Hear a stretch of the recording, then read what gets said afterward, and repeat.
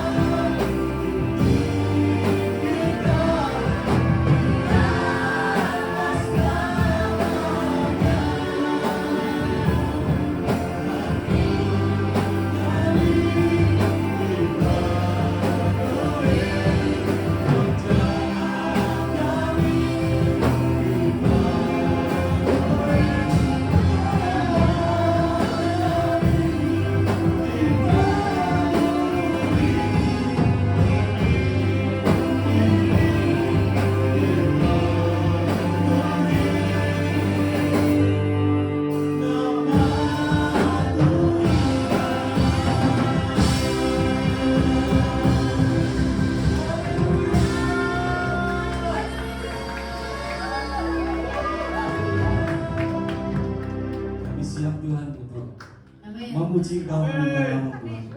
Semua siap, mari katakan bersama-sama. Amin. Haleluya.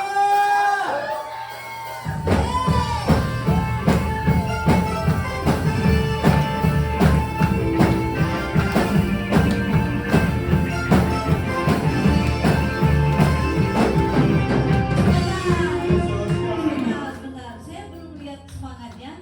Sekali lagi yang siap katakan. Yang siap katakan. Tepuk tangannya di bawah. Siap bersorak, saya hitung sampai 3. Kita lompat sambil bilang haleluya. Oke? 1, 2, 3. Sekali lagi ya.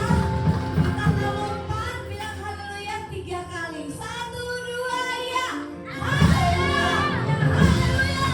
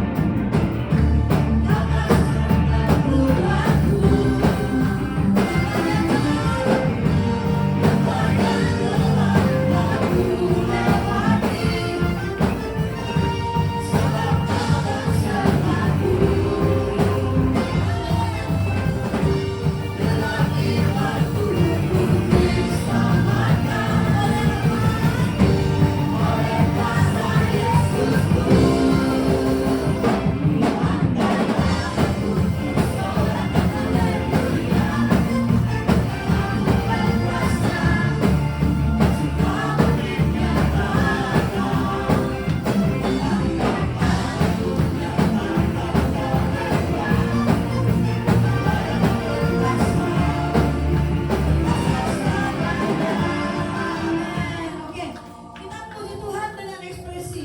Ku angkat tanganku, jangan gini ya, tapi gini ya. Angkat tangannya semua, sorakan haleluya, bilang haleluya, gitu ya. Terus kalau ada kata-kata, ku angkat tanganku, nyatakan kau hebat, lompat bilang hebat. Mau? Coba ya, kita latihan dulu ya. Angkat tanganku, ku sorakan haleluya, haleluya. Berkuasa. Belum semua. Ku angkat tangan, nyatakan kau hebat. Hebat, hebat. Sekali lagi coba ya, latihan lagi.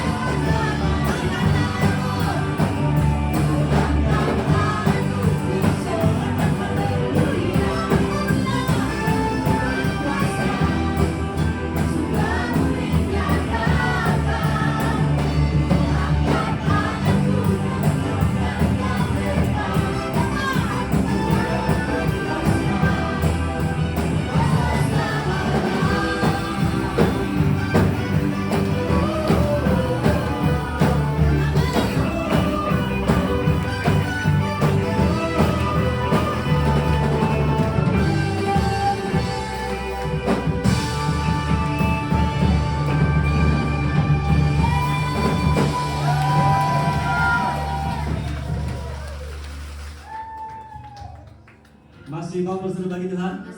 Masih mau berdoa bagi Tuhan? Amin. Diberi kuasa.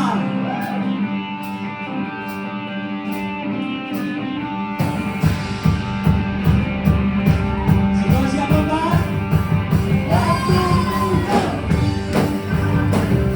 Bapak semuanya.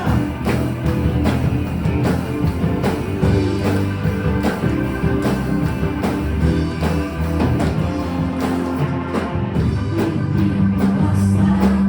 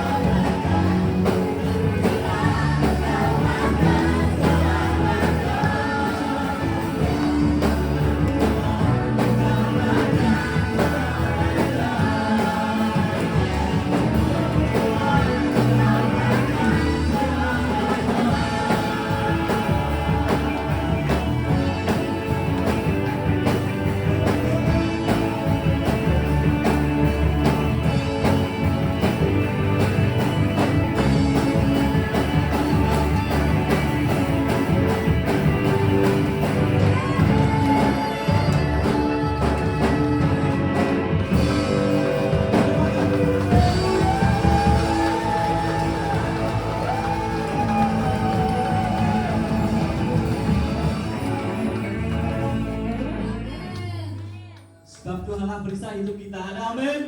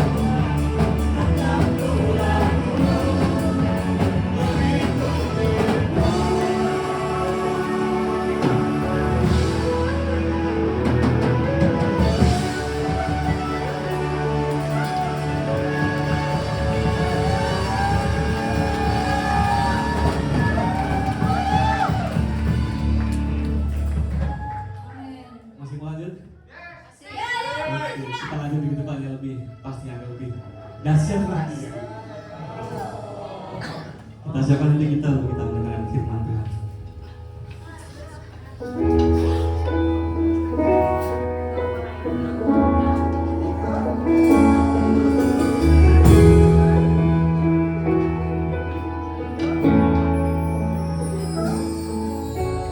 Basuh aku di dalam darah-Mu, anak domba.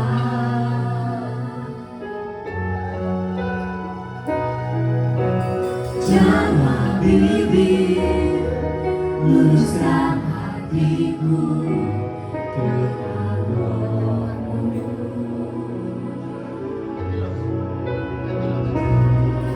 Rindu kemuliaan Tuhan, lebih dari segala harta. Jadikan ku hamba setia kepadamu.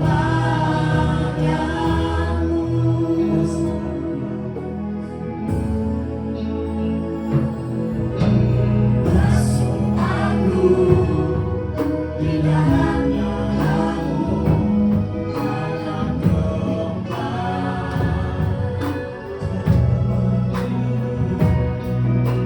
jamah bibir, luruskan hatiku dengan roh-Mu.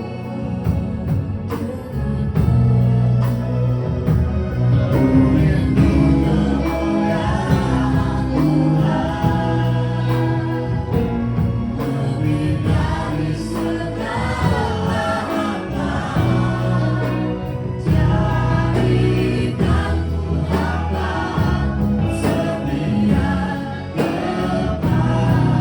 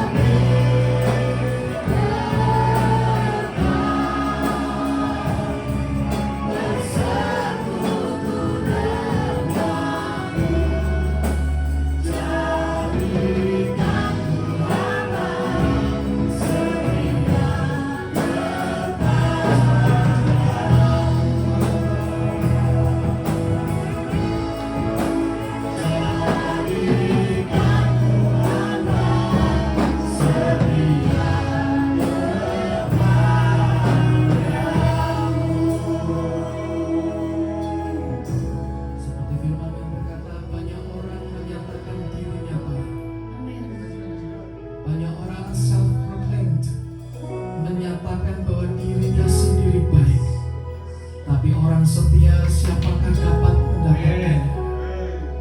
Tuhan, ini keluar dari kami, hati kami masing-masing. Jadikan kami hamba yang setia, jadikan kami hamba yang berkenan.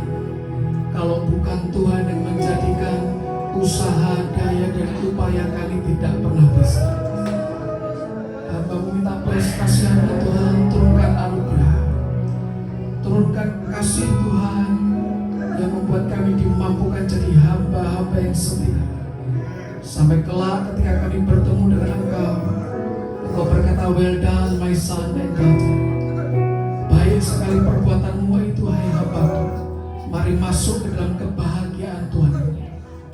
Tuhan, jadikan kami Tuhan hamba-hamba-Mu yang menyukakan Tuhan, yang membuat Engkau bergirang tiap kali lihat hidup kami.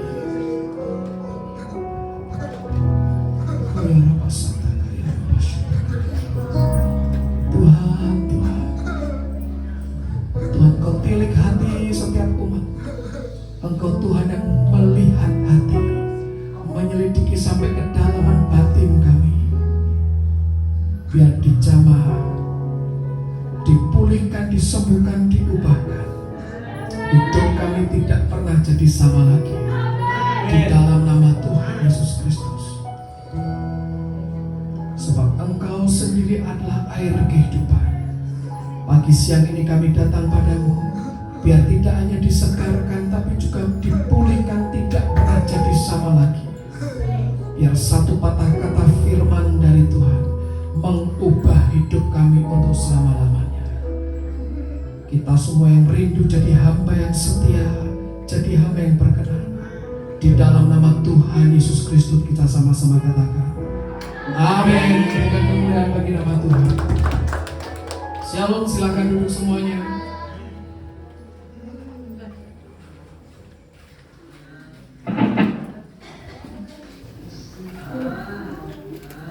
Firman berkata, banyak orang menyatakan dirinya baik hati. Ada mikrofon yang belum dimatikan. Banyak orang yang menyatakan dirinya apa? Baik hati. Bahasa Inggrisnya dikatakan self-proclaim, menyatakan dirinya sendiri. Berarti dia yang ngomong ke orang lain bahwa dia baik. Baik nggak itu? Ya baik, ya kan? Daripada menyatakan jahat kan repot. Tapi menyatakan baik itu keren. Tapi sebetulnya yang paling penting adalah apa yang Tuhan katakan kepada kita. Amin. Dan saya berdoa yang kita kejar seumur hidup itu bukan yang manusia omongin, bukan apa yang orang nilai, tapi yang Tuhan nilai dalam hidup kita. Amin. Yuk, saya lihat layar yang bisa lihat, yang tidak saya ceritain. Ini kalau kita lihat gambar ini atau benda ini, tutup galon. Ya. Kira-kira kalau di TSOL ingat siapa? Kalau sudah pegang tutup galon ini tidak boleh diambil. Woi, pintar semua. Dia sampai mukanya bonyok-bonyok untuk mempertahankan itu ya. Betul. Sekarang ya, karet gelap. Ingat siapa? Ada yang gelap mata. Oh, Bu Lestari. Oke, keren juga ya. Cantik banget Bu Lestari. Oke. Yang ketiga masih ada lagi. Baju kuning. Tidak cuma baju kuning, celana kuning. Asal jangan yang benda lain lembek warna kuning jangan. Apa? Kuning-kuning. Pokoknya kalau kuning mesti dia. Mungkin tidak pas lagi pemilu ya. Siapa? Ada yang tahu? Wah, Tommy, oke, betul ya. Jadi setiap benda itu menyatakan orang itu identik. Nah sekarang kok tembakan? Yuli. Suatu hari saya bilang, Yul, buat papi tembakannya. Oh jangan papi, nggak boleh. Tapi mungkin dia digelitik rasa bersalah ya. Mungkin Roh Kudus bisikin, ayo Yuli kasih ke papimu. Dia datang ke papi. Papi, ojo tembakanku. Ini aja celanaku. Ya tapi baik ya kan? Baik karena dia pengen memberi, cuman jangan yang ini punyaku. Oh, gitu loh. Jadi kalau sudah hak milik, ya orang tuh kadang nggak mau memberikan dan kita juga nggak boleh menginginkan mirip orang ya kan, sudah punya dia. Jadi kalau ada yang pengen tutup galon, mintanya ke Kak Faah, jangan minta Beni atau nanti bakal perang dunia ke-10 repot ya. Jadi apa yang sudah jadi milik orang, jangan kita menginginkan. Oke, yuk kita berdiri dulu supaya tidak ngantuk ya. Kita bersama-sama memperkatakan firman, baca yang di depan ini, yang tidak boleh ikuti bersama-sama kalau nggak kelihatan di depan. Oke, 1 Korintus 1 ayat 5 ya. 1 Korintus 1 ayat 5. 1, 2, 3. Sebab di dalam Dia kamu telah menjadi kaya dalam segala hal, dalam segala macam perkataan dan segala macam pengetahuan. Kita ulangi ya. 1, 2, 3. 1 Korintus 1 ayat 5. Sebab di dalam Dia kamu telah menjadi kaya dalam segala hal, dalam segala macam perkataan dan segala macam pengetahuan. Amin. Silakan duduk semua. Yuk, sekarang sama-sama kita buka Alkitab kita. Ya, pegang Alkitab di HP, tablet, di komputer. Yang ada di rumah yang ikutin lewat siaran YouTube juga boleh buka. Yang pegang Alkitab buku juga boleh dibuka. 1 Korintus. Ini sebenarnya surat ya, suratnya Rasul Paulus ke jemaat di Korintus. 1 Korintus 1 ayat yang ke-5. Jadi ini salam dulu, Rasul Paulus mengucapkan salam ke jemaat di Korintus. Dan beliau bilang seperti ini. Sebab di dalam Dia kamu telah menjadi apa? Kaya dalam segala hal, dalam segala macam perkataan dan segala macam pengetahuan. Hari ini orang kalau bilang kaya, itu mikirnya apa? Oh sultan, oh crazy rich, duitnya banyak uangnya, hartanya berjibun. Ya? Alkitab berkata kaya itu betul seperti itu, tapi tidak hanya itu saja. Rasul Paulus bilang kaya dalam segala hal, dalam segala macam perkataan, dalam segala macam. Ada orang yang rekeningnya itu digitnya panjang, tapi soal perkataan dan pengetahuan mungkin tidak sepanjang digitnya itu. Atau pengetahuannya banyak sekali, perkataannya indah-indah tapi zero atau kosong hartanya. Nah, Pak, yang penting kan menyenangkan Tuhan, betul. Saya ngajari teman-teman siang ini, kita jangan jadi orang kutub yang satu ke kutub yang lain. Ikut Tuhan harus duitnya banyak. Karena Tuhan kita Jehovah apa? Yang menyediakan itu Jireh yang menyediakan. Tapi ikut Tuhan harus miskin. Yesus saja lihat di palungan. Jadi kalau kaya tidak rohani. Yang satu bilang kalau tidak punya duit tidak rohani, yang satu bilang kalau punya duit tidak rohani. Tidak seperti itu ya. Karena Tuhan kita maha kaya. Tapi Tuhan yang sama juga nikmati semua penderitaan. Siapa yang boleh hari ini kita ke Bandara Ahmad Yani ya? Nanti kita ngajak Kak Faah mau pulang kampung ya. Kak Faah persiapan mau menikah sebentar lagi ya. Terus mau pulang kampung, mempersiapkan semuanya, tidak usah pakai duit. Pakai apa? Nanti minta tempe dan tahunya Om Sam, tuker aja deh gerai maskapai. Kira-kira boleh nggak? Boleh diusir tapi ya. Semua butuh uang. Pengkhotbah berkata, uang memungkinkan segalanya. Ingat ya, bukan uang itu segalanya, tapi uang memungkinkan segalanya. Tapi cinta akan uang akar segala kejahatan. Jadi hidup kita jangan dikendalikan sama yang namanya duit, money, hepeng, apapun juga itu. Hati-hati ya. Alkitab berkata, sebab di dalam Dia, Good News Translation berkata, in union with Christ, ada yang namanya kesatuan di dalam Kristus. Saya bacain satu versi yang lain ya. Ini versi Good News ya. For in union with Christ you become rich in all things. Rich itu kan artinya gini. Ciri orang rich atau kaya itu bukan banyak hartanya, tapi dia orang yang suka memberi. Mami itu kan bolak-balik bilang untuk memberi tidak tunggu kaya dulu. Karena kalau nunggu kaya dulu perasaan ini akan muncul. Loh, aku dapat ini dengan susah payah. Lu enak aja tinggal minta, betul kan? Makanya ada istilah tambah kaya tambah pelit. Pak Tapi dalam nama Yesus saya tidak mau seperti itu. Bagus. Ujiannya kapan? Pas duitmu banyak. Kalau pas ada duitnya kan enak nyanyi ya. Emas, perak dan permata tiada yang punya, ya kan? Coba pas itu isinya dompet kita tebal semua dan emas, perak, permata banyak sekali, bisa ngomong gitu nggak? Tiada artinya. Artinya kalau kita berani bilang tidak ada artinya, begitu Tuhan suruh, nak tabur untuk pelayanan di sana, di sini. Oh ya jangan Tuhan. Nah, ujian selalu di situ. Oke? Jadi kalau pas kita lagi limpah itu ujian yang sesungguhnya. Alkitab berkata seperti ini. Saya bacakan versi The Message. The Message itu versi bahasa Inggris sehari-hari. Every time I think of you, setiap kali aku memikirkanmu, and I think of you often, dan aku kerap memikirkan tentang engkau, I thank God for your life of free and open access to God. Aku bersyukur pada Tuhan untuk hidupmu yang merdeka dan punya akses terbuka pada Tuhan. There's no end to what has happened to you. Tidak ada akhirnya dengan apa yang kau alami. In beyond speech, melebihi semua tutur kata. Beyond knowledge, melebihi semua pengetahuan. The evidence of Christ is clearly verified in your life. Bukti Kristus ada di dalam itu sudah terverifikasi atau terejawantahkan. Jadi sebetulnya gini loh teman-teman, ikut Yesus itu tidak muluk-muluk. Ada buktinya. Buktinya apa? Hidup yang berubah.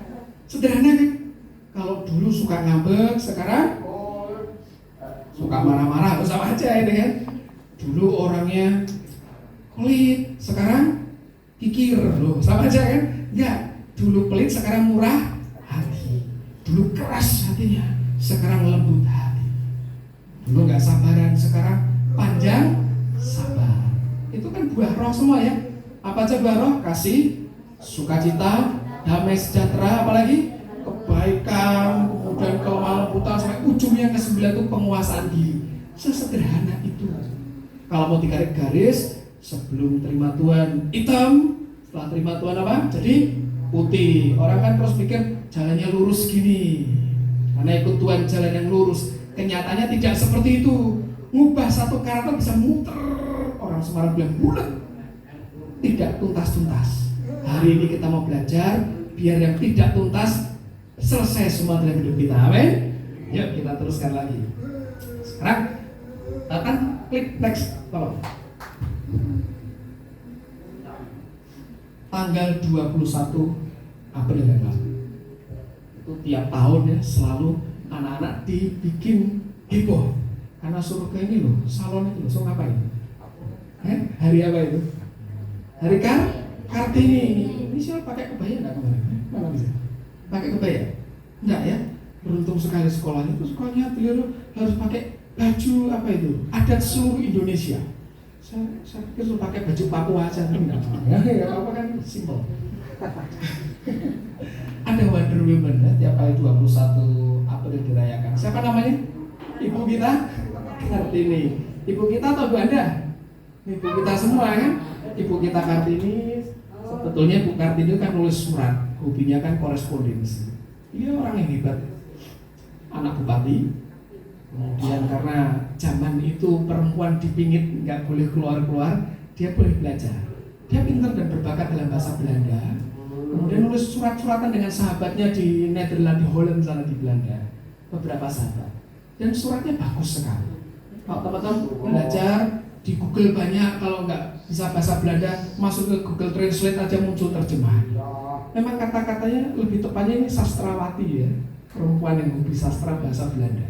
Bagus sekali, sehingga dibukukan jadi apa namanya Dordus Licht, alias habis gelap terbitlah terang. Gara-gara itulah muncul yang namanya inspirasi. Di Jawa Barat ada Ibu Dewi Sartika, nanti di sekian puluh tahun kemudian di TSOL ada Priscilla Smith Curie, ya kan? Yang bikin gerakan untuk memajukan bangsa ini, betul ya? Bu Kartini kan membuat bangsa ini maju. Tapi kita juga ingat di belakangnya Bu Kartini ada juga orang-orang yang di belakangnya. Ada kakeknya itu orang hebat juga. Namanya Pangeran Condronegoro. Wah, keren kan? Terus bapaknya juga bupati juga Aryo Sosrodiningrat dan kakak kakaknya. Mungkin teman-teman juga banyak yang belum tahu, namanya Kartono.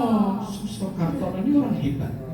Beliau menguasai sekian belas bahasa asing dengan fasih, kerja di PBB, jadi wartawan di beberapa negara Eropa, balik lagi ke Bandung. Tidak kalah hebat, ini keluarga yang hebat semua. Makanya ada istilah kalau di Jawa ini, oh ini balungannya atau tulangnya itu sudah tulang orang kuat. Dari kakek, anak, cucu, saya nggak ngerti kisah cicitnya, tapi ini orang hebat semua. Artinya hidup seseorang nyambung dengan leluhur di belakangnya atau di atasnya, betul ya? Seperti apa kita hari ini loh, mau tidak mau ada hubungannya dengan hari kemarin kita, betul ya kan? Hari besok tergantung dengan keputusan kita hari ini. Nah sedikit banyak, saya bilang sedikit banyak karena kita punya keputusan untuk mengubah. Hidup kita dipengaruhi oleh leluhur kita, oleh bapak ibu, kakek nenek, atau buyut-buyut, atau maco-maco yang di atas sana. Tapi kita punya keputusan untuk mengubah. Contoh, kalau lahir di keluarga yang hobi main judi, saya punya salah seorang nenek tuh hobi main judi, bahkan kan nenek bukan dewa judi, berarti ya dewi judi gitu. Itu tiap kali main judi menang gitu mesti. Saya tidak tinggal di Makau atau Hong Kong ya, kalau itu menang terus ya, tinggalnya di Jawa, menang. Dan itu bisa nurun. Ya saya sih tidak hobi main judi. Kalau itu tidak diputus oleh darah Yesus, dan setelah diputus kita memutuskan untuk aku tidak mau ikut cara hidup nenek moyangku, ya kita salah. Nah hari itu kita lihat Ibu Kartini sedikit mewarisi sebetulnya jejak kepahlawanan. Kok cuma sedikit Pak? Beliau wafat dalam usia muda, melahirkan anak pertama wafat kemudian. Nah itu ibu kita Kartini. Kita sekarang geser ke Matius pertama. Di Matius pertama ini ada juga wanita-wanita hebat. Ada 5 perempuan yang luar biasa. Ya, kita buka di Matius pertama. Kalau kita buka Matius, biasanya orang cenderung lewati. Tapi ngapain nih baca tulisan ini memperanakan ini memperanakan ini, betul ya? Kayak kalau kita baca Tawari itu loh, itu ngapain gitu dicantumin ya? Judulnya apa itu? Silsilah Yesus Kristus. Jadi ini anaknya ini anaknya ini anaknya. Nanti teman-teman baca ya di luar setelah selesai ibadah. Sekarang saya baca dulu ayat 1 sampai 6. Inilah silsilah Yesus Kristus, anak Daud, anak Abraham. Abraham memperanakan Ishak. Ishak memperanakan Yakub. Yakub memperanakan Yehuda dan saudara-saudaranya. Yehuda memperanakan Peres dan Zerah dari Tamar. Artinya Tamar. Peres memperanakan Hezron. Hezron memperanakan Ram. Ram memperanakan Aminadab. Aminadab memperanakan Nahason. Nahason memperanakan Salmon. Salmon memperanakan Boas dari Rahab, perempuan juga. Boas memperanakan Obed dari Rut, perempuan juga. Obed memperanakan Isai. Isai memperanakan Raja Daud. Daud memperanakan Salomo dari istri Uria. Istri Uria laki atau perempuan? Ya perempuan, pasti lah. Ada 4 perempuan di sini. Oke? Dan nanti nyambung ketemu sama yang dititipi janin Yesus siapa? Ibu siapa? Maria. Ada 5 full flower, 5 women. Ya. Kita lihat yang pertama, Tamar. Kalau teman-teman baca Alkitab ini kisahnya benar-benar drama. Benar-benar drama. Jadi bisa ketemu bapak mertuanya sendiri, tiba-tiba melakukan incest gitu, luar biasa ceritanya. Yesus lahir dari garis keturunan kayak gitu. Yang kedua, Rahab. Rut dulu. Rut perempuan Moab ya. Moab itu tidak terhitung sebagai bangsa pilihan Tuhan. Bahkan kita mesti jujur, teman-teman di zaman Alkitab, Pak, apakah ada rasisme? Ada. Orang Moab tidak dianggap. Tapi Yesus lahir dari garis itu. Kok tahu Pak? Lihat nanti kita baca, ya kan silsilah. Terus Rahab, ini lebih gawat lagi. Rahab itu seorang PSK, pekerja seks komersial. Oh, Bapak ngarang, nanti dibaca ya, Perjanjian Lama ya. Perempuan seks komersial. Terus ada lagi, nah ini Maria. Tapi terus yang terakhir teman-teman, semua ini disebut namanya. Yang terakhir, memperanakan Salomo dari istri Uria. Siapa namanya? Bathsheba. Nah, istrinya Uria siapa namanya? Bathsheba. Kok nggak disebut? Itu ada ceritanya. Kalau kita baca Alkitab itu minta Roh Kudus ngajarin, Tuhan itu bicara lewat tiap suku kata, tiap tanda baca, berkembang jadi kata, kalimat, paragraf, nyambung semua. Seru sekali ya. Yuk sekarang kita mau nengok dulu. Nggak kelihatan, kecil-kecil. Ini garisnya, garis keturunan itu rumit sekali ya. Lebih rumit yang ini. Nah, dari Tuhan kemudian turun ke Adam, lurus garisnya, turun ini. Kemudian lagi turun ke Aminadab, turun lagi. Nah, perhatikan zaman Daud kepisah dua antara Daud dan Nathan ya. Dari Daud Salomo turun ke Yosef atau Yusuf. Ingat, ini bukan Yusuf istrinya Maria atau bapak adoptifnya Yesus, bukan. Yusuf yang lain, bukan Yusuf Aminuddin yang itu juga, bukan, itu ucup ya. Lupa kok namanya kembar-kembar, maklum ya. Banyak nama yang kembar kan di tengah-tengah kita? Banyak. Ada Martin Suito, ada Martin Kinsu di sini, bukan? Oke. Kemudian dari Nathan. Dari Nathan ini nanti yang melahirkan Yusuf yang jadi bapak adoptifnya Yesus. Wah, rumit ya. Karena ini sekian belas keturunan. 14 ini 14 lagi. Terus ngapain Pak kita lihat itu? Nah, sekarang kita perhatikan Matius 1 ayat 6 yang tadi. Isai memperanakan Raja Daud. Daud memperanakan Salomo. Harusnya selesai di situ.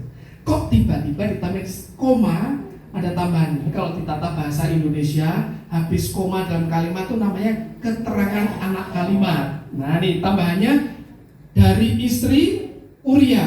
Nah, kebetulan dalam bahasa Indonesia itu tidak detail, tapi dalam bahasa Inggris dijelaskan whose mother had been Uriah's wife, yang tadinya istrinya Uria. Tidak disebut nama perempuannya, yang disebut nama bapaknya, nama suaminya. Ini ada apa? Teman-teman, ingat ya, Tuhan itu sangat menghargai hak milik. Yuk sama-sama katakan, hak milik. Kalau Tuhan menghargai, kita juga mesti menghargai. Tapi kalau ada galon, punyanya ini bos galon TSOL. Karet, oh ini punyanya juragan karet TSOL, Jeng Lestari ini, oke. Mau tembakan jangan sentuh, ini punya bos Yuli ya. Kalau nggak mau ditembak, jangan diambil.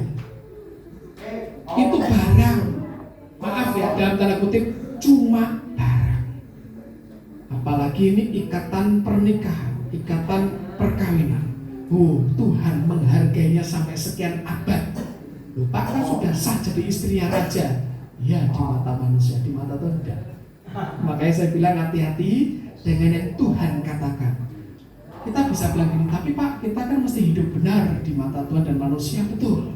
Tapi kita tidak bisa hidup berdasarkan omongan orang terus, betul ya? Kecuali kita salah, harus minta maaf dan bertobat. Tapi kalau kita benar sesuai firman dan orang ngomongin, itu ada orang bilang masa bodoh, maju terus. Oke? Yuk, sekarang kita ke 2 Samuel. Kita tengok dulu kisahnya. 2 Samuel di Perjanjian Lama. Kita buka 2 Samuel pasalnya yang ke-11.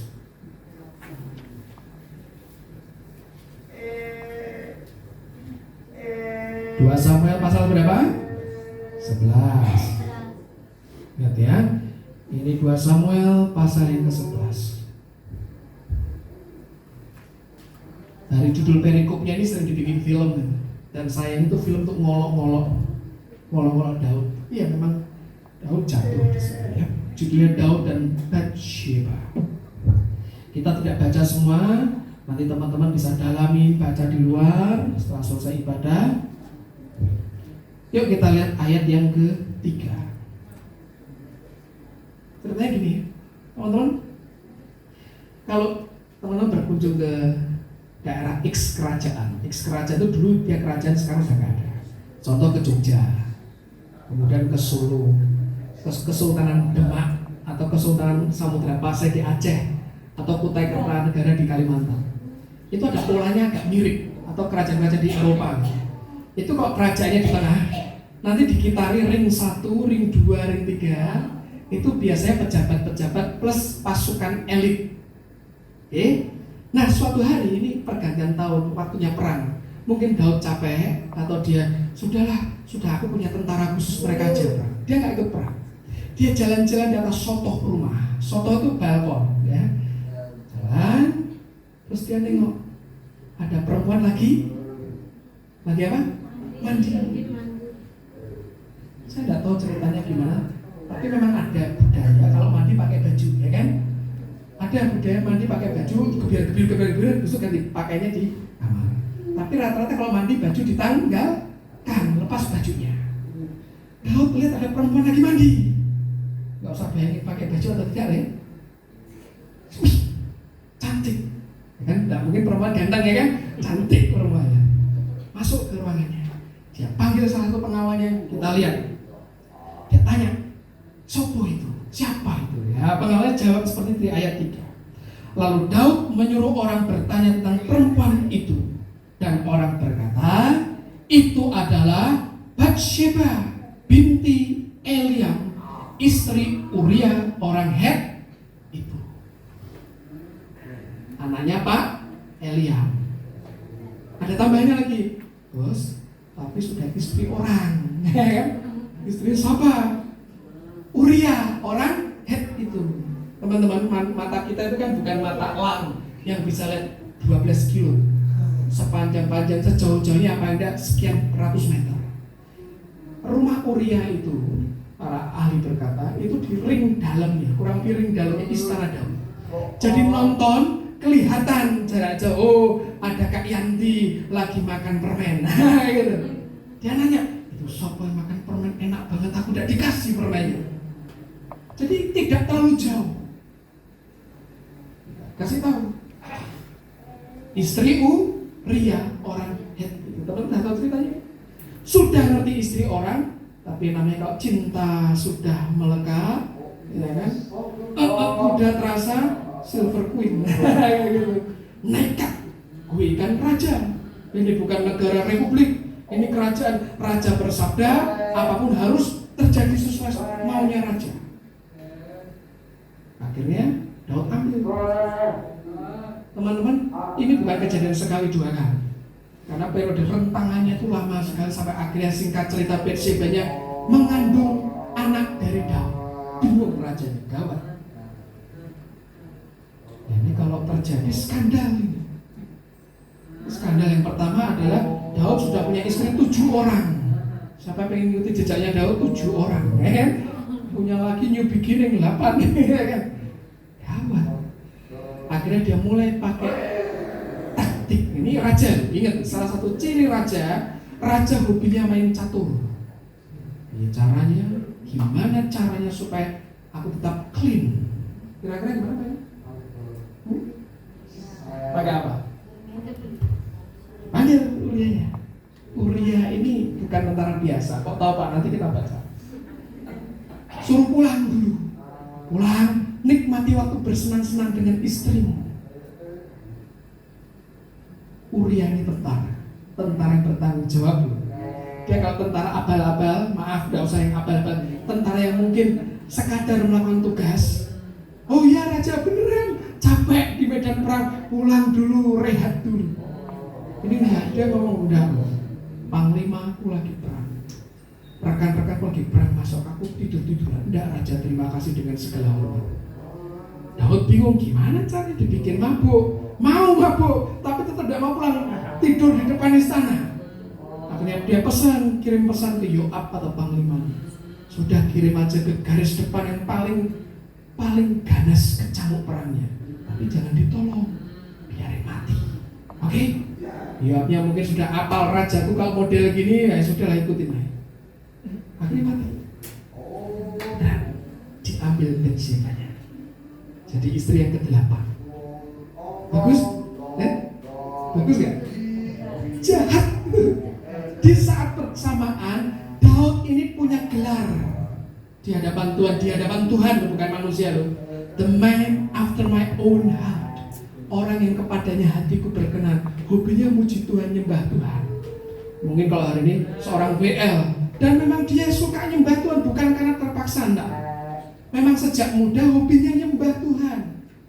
Para peneliti berkata, musik di zaman pemerintahan Daud paling canggih. Alat-alat musiknya terbuat dari bahan pilihan. Pemusiknya punya pendidikan khusus, hanya yang benar-benar skillful atau ahli bisa main di istana raja. Daud bikin sistem pujian penyembahan 24 jam live concert tanpa henti. Tiap berapa jam ada shift ini nyembah Tuhan, ada penarinya, muter terus. Bahkan konon tradisi berkata saking Daud ini punya desire nyembah Tuhan. Dia kalau tidur tetap pengen nyembah, gimana caranya? Dia bikin kecapi super sensitif untuk stringnya. Jadi dia riset bikin kalau malam di Yerusalem di Istana Kuning angin bertiup dari sini. Dia arahkan kecapi yang situ, kena angin bunyi klinik. Dia ngomong, Tuhan, aku tidur, tapi kecapiku mewakili aku nyembah Engkau. Gimana enggak bilang the man after my own heart. Orang yang sama naik ke soto, lihat istri orang lain pengen diambil dengan cara yang jahat. Hebat ya manusia. Manusia itu kompleks. Tiba-tiba kayak malaikat, dalam sekejap kayak setan. Kadang mengalahkan setan. Setannya minder karena dijat orangnya daripada setannya. Nah, kita belajar hari ini teman-teman, hati-hati dengan hati kita. Kita mau lihat dulu Uria. Uria ini bukan orang Israel ya. Dia dikatakan orang Het. Het itu Hitit. Kalau kita buka Google, mau belajar yang umum aja di Wikipedia, buka Hitit. Ini peradaban hebat banget. Nah, Pak, tapi kok Uria bisa masuk ke Israel? Nah ini. Jadi Daud memang dia hebat ya. Dia merangkul setiap orang. Itu orang asing, orang Het, dan masuk ke kesatuan elit atau tentaranya Daud. Kita lihat dulu akar namanya, Uria. Uria itu artinya namanya flame of Jah atau Malai is Yah. Yah itu singkatan dari Yod Hewafi atau Jehovah Yahweh itu. Jadi kemungkinan namanya memang diganti. Ya. Misal nih, di tengah-tengah kita ada orang dari Rusia, namanya Vladimir Nokorov. Susah banget ibunya, ganti aja Joko Yulianto. Nah jadi, tapi mukanya mancung ya, mancung banget gitu. Nah itu umum ya, umrah diganti. Nah itu Uria sama. Dia orang Het, orang asing, tapi bisa dapat favor atau perkenan, bisa masuk ke ring dalamnya Daud. Pak, kok tahu itu ring dalam? Yuk kita buka sekarang teman-teman. Di bagian 2 Samuel masih, kita maju ke 2 Samuel 23. 2 Samuel 23.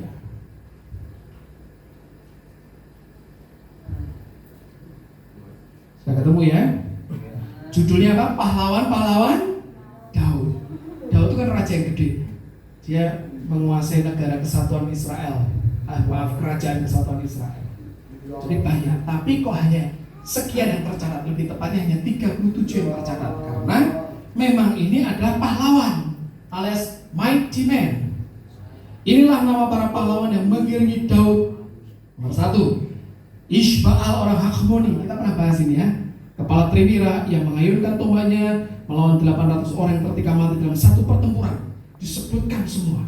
Tapi memang makin ke bawah jasanya tidak dikutip, tapi namanya dikutip. Sekarang perhatikan ayat ke-39. Yuk kita baca bareng-bareng 1, 2, 3. Uria orang Het, semuanya 37 orang. Jadi tetap dia masuk sebagai golongan tentara elit. Tidak sembarangan tentara loh bisa tinggal di area kompleks istana, meskipun ring luar karena kan dia yang terakhir. Tapi ingat zaman itu, ya zaman sekarang juga masih ada. Teman-teman, tidak semua orang asing boleh jadi TNI, betul kan? Ingat kan? Tapi memang ada yang keturunan orang asing jadi TNI. Zaman dulu ketika tahun 65 ada yang namanya Kapten Pierre Tendian, yang wafat di peristiwa 1965 itu ada keturunan Prancis itu. Tapi umumnya jarang. Apalagi bisa masuk ke jajaran pasukan elit. Kalau dia tidak benar-benar full dedicated, tidak benar-benar berdedikasi, tidak benar-benar punya integritas, itu tidak bisa masuk. Apalagi tinggal di zaman di mana rasisme sangat kuat di situ. Sekarang Daud lihat pasukan atau anak buah yang setia, dia nengok istrinya cantik, diingini, terus dia bikin taktik. Dia lupa tiba-tiba bahwa Uria itu termasuk the mighty man, ya, orang-orang yang membela dia bisa-bisa. Tiba-tiba itu bisa lupa semua. Uria walaupun tapi urutan kan terakhir, nggak masalah. Tetap dia masuk sampai Alkitab mencatat ini, artinya orang tidak sembarangan, termasuk orang yang penting.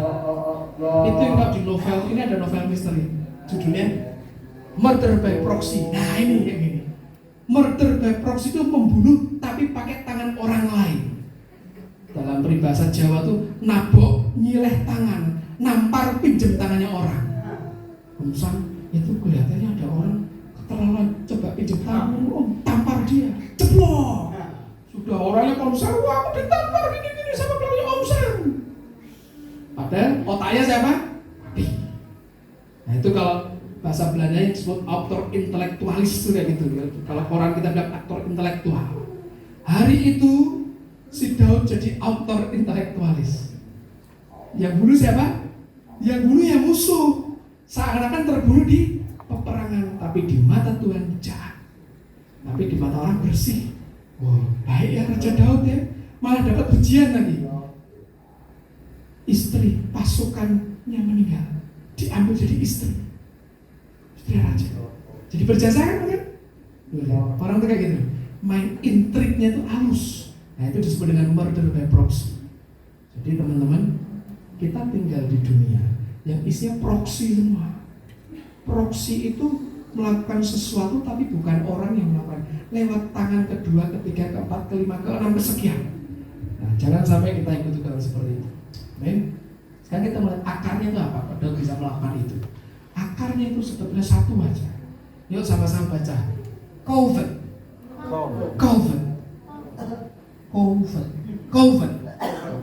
Covet itu sebetulnya menginginkan milik orang lain, tapi beda dengan iri ya, beda.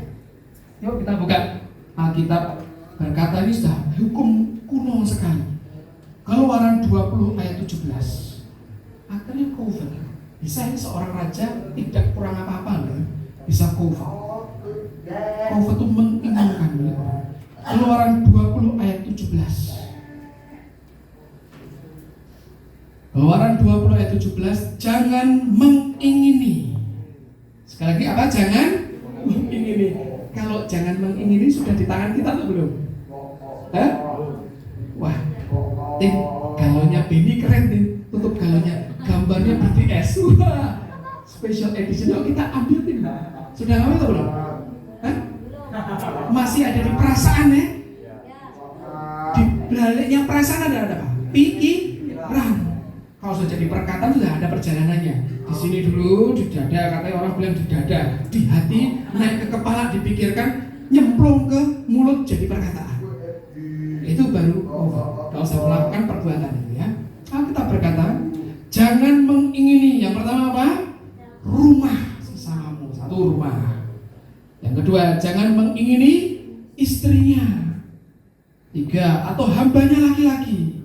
4, atau hambanya perempuan. 5, atau lembunya. 6, atau keledainya. 7, atau apapun yang dipunyai sesama. Dan ini berarti berlaku secara universal seluruh dunia ada. Peribahasanya beda-beda. Di Indonesia dikenal rumput tetangga lebih hijau. Pak, tetanggaku nggak punya rumput, terasnya aja langsung pagar. Ya, apa yang lebih hijau lah pokoknya ya. Apapun bisa, biasanya kita punya itu. Oh, kok lebih bagus dia ya. Loh, ini kok lebih keren, lebih glowing ini. Baru begitu aja, itu sehati-hati. Itu belum mengingini sih. Itu baru sebatas iri. Nah, ini ada bedanya iri dan mengingini milik orang lain itu. Nah, kita berkata, do not covet. Jangan menginginkan. Teman-teman, ini unik loh. Dari 10 perintah firman, dari 10 perintah Allah itu ya, di firman Tuhan itu ya, itu kan yang 9 itu kan perbuatan ya, jangan ada ilah lain daripada mengurus, jangan membunuh, jangan mencuri, hormati orang tua, itu kan perbuatan semua. Tapi khusus ini yang terakhir, itu tidak menghakimi perbuatan, tapi tapi menghakimi pikiran. Jadi ini lebih ngeri lagi. Kalau perbuatan ada ketahuan, ini baru di pikiran, hukum Tuhan sudah jalan. Oh, ini hukum Tuhan itu geraknya sampai ke kedalaman batin. Daud itu, ya kita tidak ngerti hari itu dia ngapain. Apakah dia tidak melakukan Amsal 4 ayat 23 yang jagalah hatimu dengan segala kewaspadaan. Hatinya dibiarkan terbuka. Dia ngerti, dia bukannya tidak tahu hukum Tuhan yang ke-10 itu jangan menginginkan, tapi dia izinkan. Kurang puas apa ada? Kalaupun dia mau merit lagi, nikah lagi, ambil aja perawan, kan banyak di Israel. Atau apa, saya nggak mau yang perawan, mau yang janda ya, janda yang saya nggak punya suami. Ini masih punyanya orang. Dan Tuhan itu luar biasa, menghargai milik itu sangat luar biasa. Meskipun akhirnya Daud bertobat kan Daud kan? Bertobat. Akhirnya anak hubungannya dengan Batseba meninggal, lahir Salomo. Tapi Tuhan ingat loh, Pak, Tuhan kan mengampuni betul, tapi ada hal-hal tertentu itu gores hati Tuhan kuat, tetap pengampunan diturunkan. Tapi ada sesuatu itu seperti memorial di hadapan Tuhan, mengingatkan Daud sampai kekal. Maka disebutkan di Matius itu dikatakan istri Uria, tidak disebut istrinya Daud. Karena yang sah legal di hadapan Tuhan ini istrinya Uria. Daud, kamu ngembat, kamu bertobat, tetap kamu salah. Jadi itu baru kesalahannya, belum hukumannya.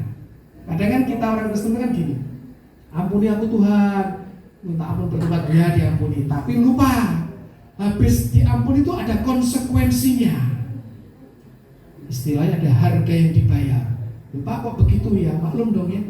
Sama, orang kan juga begitu, orang kalau habis bertengkar, minta maaf, ya maaf, langsung bisa bayar seperti sedia kala enggak? Jarang. Kecuali anak-anak ya kan, anak-anak kan ya, habis bertengkar, rame lagi yang masih ribut orang tuanya kan, kayak gitu. Dalam Tuhan sama, tapi ada hal tertentu itu memorial, tapi tidak membuat Tuhan benci sama sekali, tidak loh. Tuhan itu maha kasih, maha sabar, maha pemaaf. Tapi khusus ada hal-hal tertentu, oh bagian ini kamu salah.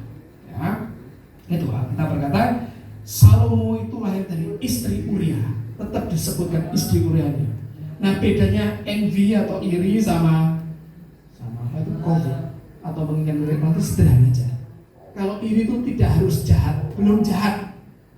Oh iri, karena kadang iri dalam taraf tertentu ya, tidak semua iri itu bisa jadi energi, betul nggak sih? Jadi energi misalnya ini biasanya apa musik ini, tapi bukan pemusik yang di sini ya, pemusik di luar sono. Wih, dia sudah bisa main ini, aku kok belum bisa ya, tertantang, semalaman diulik. Beberapa teman yang saya kenal lebih heboh lagi, dia sesumbar, aku bisa main interlude-nya ini, melodinya ini, padahal belum bisa sama sekali. Malamnya dia latihan, besoknya pamer bisa. Nah itu iri diubah, dikonversi jadi energi. Nah itu kadang positif, tapi kalau sudah menginginkan milik orang, nah itu jahat, bahaya sekali di situ. Nah supaya tidak iri, supaya tidak envy, tidak covet, sebetulnya satu aja kok kuncinya. Yuk sama-sama kita baca di Ibrani 13 ayat 5. Sekian minggu yang lalu kita sentuh sedikit ya soal ini. Ibrani 13 ayat yang kelima.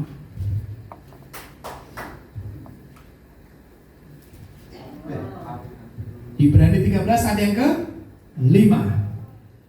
Janganlah kamu menjadi hamba uang. Alkitab tidak berkata janganlah kamu pegang uang, tidak. Janganlah kamu ngantongi uang atau punya uang banyak, tidak. Alkitab berkata janganlah kamu menjadi hamba uang. Artinya semua yang kita kerjakan, hidup kita disetir sama duit. Nah itu bahaya. Kenapa? Ya karena ujungnya kan adalah kejahatan. Dan cukupkanlah dirimu dengan apa yang ada padamu. Karena Allah telah berfirman, perhatikan ini kuncinya, aku sekali-kali tidak akan membiarkan engkau, dan aku sekali-kali tidak akan meninggalkan engkau. Itu kan Immanuel kan? Tuhan selalu beserta.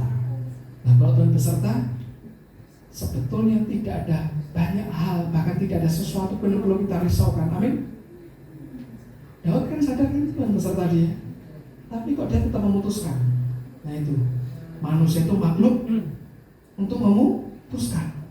Bebas. Ada mengerti nggak kalau makan buah pengetahuan janda itu salah? Tahu kan? Tapi dia memutuskan untuk, sudah nggak apa-apa. Itu bahaya. Pak, kok Tuhan tidak bikin kita kayak robot aja sih Pak? Nurut aja lurus. Bisa sih. Tapi nanti kita jadi makhluk yang nyembah Tuhan karena terpaksa. Ya tidak ada pilihan lain, kok memang harus nyembah Tuhan, memang harus ke gereja. Tidak ada pilihan lain, harus takut Yesus kalau ada masuk neraka susah. Nah itu loh.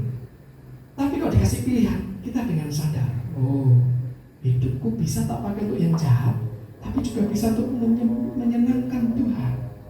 Begitu yang kita kerjakan, Tuhan sangat menghargai. Daud milih jatuh hari itu. Adam milih mengikuti istrinya untuk jatuh bersama dalam dosa. Hari ini kita juga bisa milih, loh Daud aja keliru, aku boleh juga dong. Atau aku mau belajar dari kesalahan Daud, tidak mau seperti itu.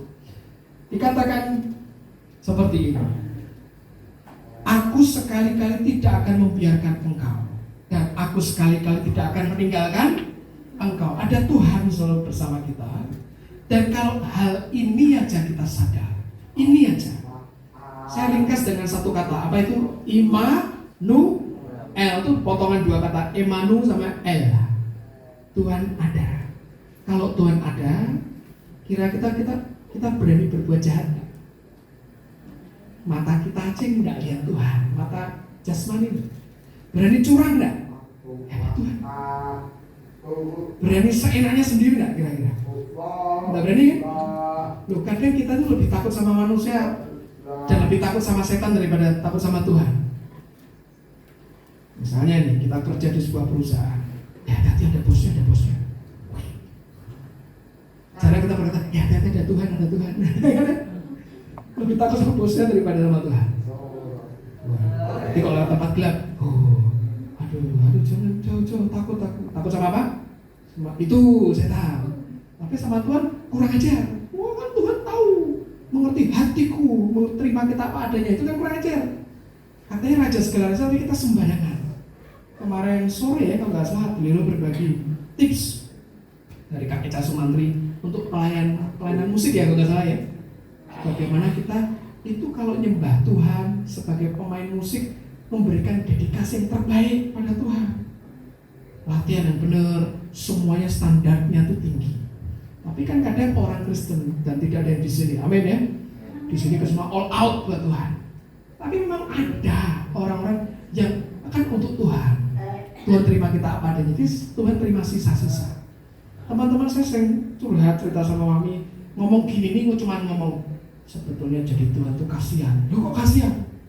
Tuhan tuh terima sisa-sisa. Orang pas masa jayanya habiskan untuk dunia, sudah sakit, nanti janji ke Tuhan, kalau aku sembuh Tuhan aku mau melayani engkau ya. Akhirnya sembuh, tapi sudah tuwek gitu loh, sudah habis tenaganya gitu loh.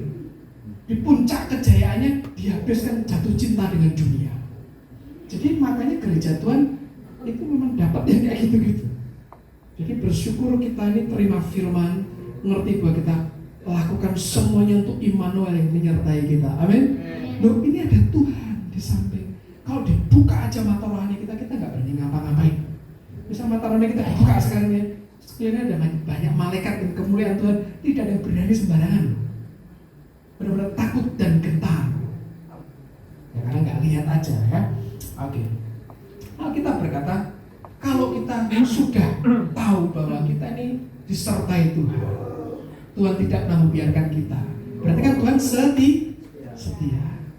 Kalau Tuhan setia, respons kita harusnya gimana? Juga setia. Karena kalau kita sudah terima kesetiaan, terus kita nggak setia, itu kan namanya juga keterlaluan. Nah kita berdoa supaya jadi hamba yang setia. Tadi kita nyanyikan kok, itu harus dijadikan. Tidak bisa simsalabim setia. Ada, bukan sulap, bukan sihir. Masalahnya itu proses. Yuk, Amsal sebelum kita berdoa. Amsal 20 ayat yang ke-6. Amsal 20 ayatnya yang ke-6.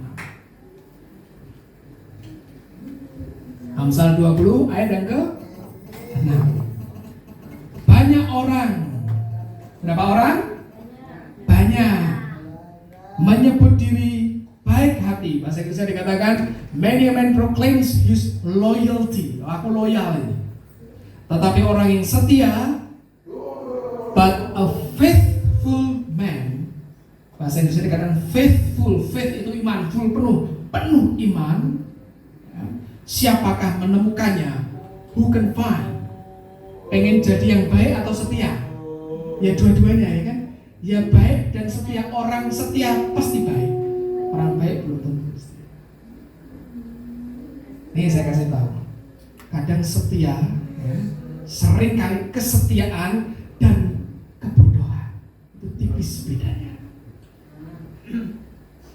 Kemarin nih, Mami dan Nadulur kan sudah beranjak dewasa, remaja, sudah diajak ngobrol. Mami cerita bahwa sekarang ini perselingkuhan itu sesuatu yang umum terjadi. Saya tambahin, iya, malah kok yang setia-setia itu dibilang cupu sama dunia. Anak remaja di Amerika tuh umur 14 tahun, bahkan sekarang 12, kalau masih perawan tuh dibilang cupu. Wah, Mami bilang, iya makanya orang setia. Setia tuh langka. Saya bilang setia dan bodoh dalam tanda kutip itu tipis bedanya.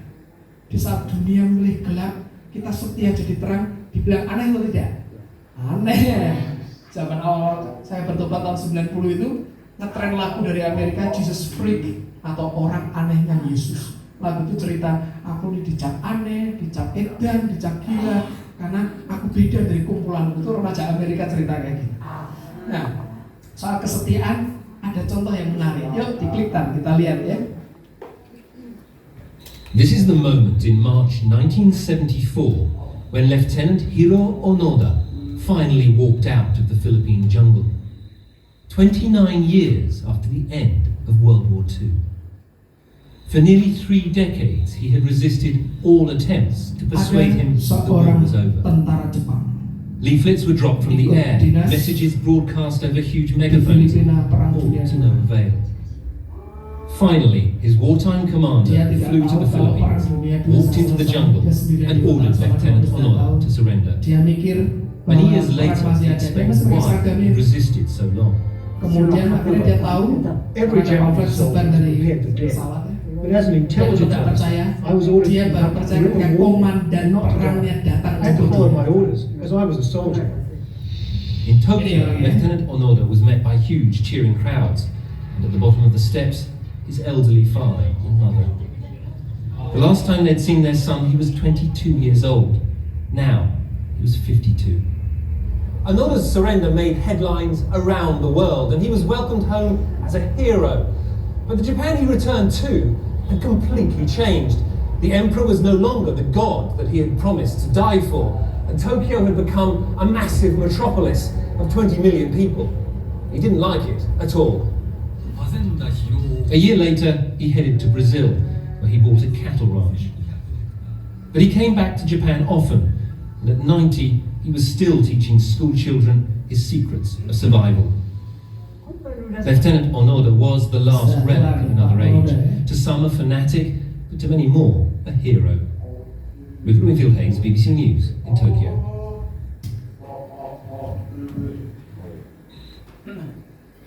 Nih Pak Onoda, namanya Hiro Onoda. Setia loh nih. Terus kita bisa bilang, nah perang sudah selesai. Ngapain masih mempertahankan dan mengangkat senjata? Orang dengan kamu bilang bodoh. Makanya saya bilang kesetiaan dan kebodohan kadang beda-beda tipis. Tanpa orang ngerti sebetulnya. Ini orang tipikal tentara sejati. Dia nggak percaya ngomong, oh perang sudah selesai, Jepang sudah kalah, PD2. Kamu bukan komandan yang kesini. Dan betul. Tadi ada klipnya katanya komandan juga tua, buyuten gitu. Jemput dia tapi dengan gagah perkasa. Dia baru percaya. 29 tahun di hutan Filipina. Hari itu Jepang perang ekspansi ke Filipina. Tapi ada peristiwa pengoboman itu, kayak Hiroshima dan sebagainya, akhirnya mulai ngedrop tuh kekaisaran Jepang. Tiba-tiba dia nggak, oh ini komandanku, baru dia dia pulang ke Tokyo, kaget loh. 29 tahun yang lalu sepi, sekarang kok 21 juta berjubel di Tokyo, aku nggak betah. nyari desa, tinggal di desa, tapi orderan rame. Diundang anak sekolah ke sekolah-sekolah, minta diajari cara survival. Makanya ada videonya dia bikin api, kemudian cara makannya gimana, 29 tahun di hutan dan seragamnya tetap terjaga. Teman-teman mesti ngerti salah satu poin luar biasa dari tentara Jepang itu kedisiplinan mereka luar biasa, sampai kebersihan menjaga seragam 29 tahun. Coba di sini yang seragam SD-nya masih terjaga ada apa enggak? Itu 29 tahun. Kesetiaan kayak gitu. Nunggu. Dan memang itu semesta mendukung ya, kok ya masih hidup ya komandannya. Itu kesetiaan. Jadi sekali lagi orang baik banyak. Banyak. Tentara Jepang yang di hutan itu mesti banyak. Tapi yang setia cuma satu. Orang yang setia, yang faithful. Bahasa Ibrani itu emunah. Kalau setia, ya kan, itu jaminan mutu. Masalahnya untuk jadi setia ada ujiannya. Apa itu ujiannya? Saya sering kali ngomong, waktu. Kalau cuma 1, 2 hari, 3 hari itu bukan setia. Bahkan 1 tahun, 2 tahun bukan setia. Setia itu melewati belasan puluhan tahun. Makanya kalau dalam pernikahan biasanya sebuah pasangan bisa dinilai cukup solid, baru cukup solid ya kalau melewati 5 tahun pertama pernikahan dan bisa melewati badai. Mesti ada badai di pernikahan. Betul ya teman-teman saya menikah ya? Tidak ada pernikahan tanpa badai ya kan? Mesti ada badai. Bukan badai keyboardis Kristofi, bukan. Ini badai ini. Semakin kuat badainya dan bisa melewati solid di dalam Tuhan. Tapi itu Tuhan yang berikan kemampuan dan kesanggupan. Amin. Untuk bisa setia. Kita berdoa teman-teman. Hari ini setiap kita doanya seumur hidup satu dulu saja. Jadikan aku hamba yang setia. Kalau sudah setia, Tuhan mau berkati apapun, tidak bikin kita jatuh cinta sama berkatnya. Saya kutip sekali lagi, dulu kami sempat, ini salah liriknya, kami sok pede banget, gegabah banget. Nyanyi lagu apa itu? Berkatmu yang telah ku terima. Lirik aslinya kan sempat membuatku terpesona. Terus saya bilang, ini salah nih Pak Niko, yuk kita ganti sendiri. Selalu membuatku terpesona, malah ngawur itu ternyata. Ternyata saya dengar suatu hari Pak William tuh di channel YouTube-nya sharing, Pak William juga kayak saya. Pak Niko itu salah. Pak Nikonya ketawa, William bukan salah. Kamu cinta Tuhan atau cinta berkatnya? Ya Tuhannya, makanya sama berkatnya sempat terpesona aja. Kalau terpesona terus berarti mencintai berkatnya, bukan mencintai Tuhannya. Nah, saya berdoa kita setianya sama Tuhan yang memberikan berkat, bukan pada berkatnya. Yuk semuanya tutup Alkitab. Kita berdoa. Firman-Mu sudah Hamba sampaikan ya Tuhan. Biar benih-benih kebenaran masuk dalam tanah hati kami, tumbuh berbuah lebat. Kalau bukan Tuhan yang memberikan kemampuan, kesanggupan untuk kami jadi setia, kami tidak pernah bisa setia. Sekeras apapun kami berusaha, ujungnya pasti mengecewakan. Ya Tuhan Roh Kudus, Tuhan yang jamah, berikan kemampuan, berikan kesanggupan untuk kami menjalani setiap tanggung jawab yang Tuhan berikan. Baik di tengah-tengah keluarga kami, tengah pekerjaan kami, studi kami, dan apapun yang Tuhan berikan untuk kami kelola. Biar kami jadi hamba yang setia. Semua yang kami lakukan berkenan di hadapan Tuhan. Kami mengucap syukur, dimeteraikan firman kebenaran ini di dalam nama Tuhan Yesus Kristus. Amin. Amin. Firman yang sangat berkati. Ada pengumuman? Tulisnya? Sebelum tutup? Enggak ada. Oke, yaudah. Mari kita bagi berdiri semuanya, kita berdiri ibadah hari ini.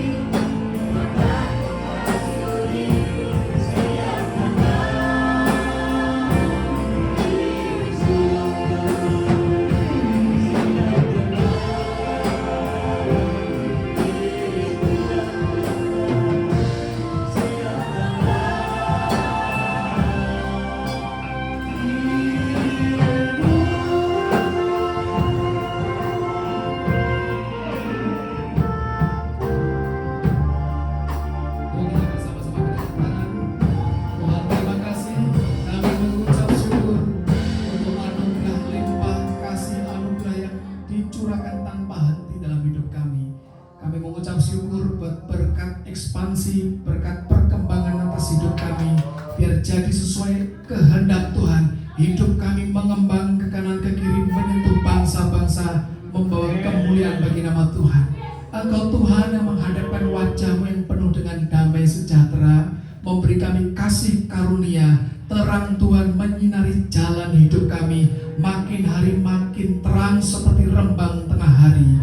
Kami terima berkat terbaik, kami selesai dengan ibadah ini, namun hati, roh, jiwa kami terus lekat dan terus beribadah di hadapan Tuhan.